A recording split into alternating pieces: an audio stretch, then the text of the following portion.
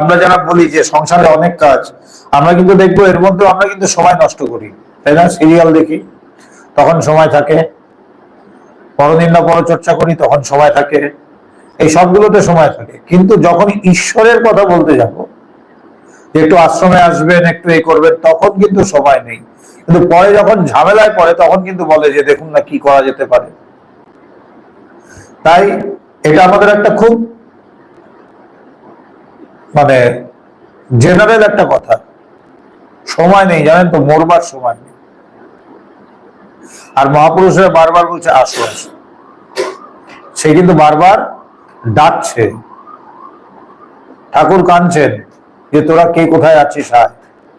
ভগবান বারবার ডাকছে যে আসো আসো, একটু আসা যাওয়া করো, বেশি কিছু করতে হবে না। মানে পুরো রিবেট দিয়ে দিয়েছে, ডিসকাউন্ট দিয়ে দিয়েছে যে কিচ্ছু করতে হবে না, শুধু একটু আসা যাওয়া করো।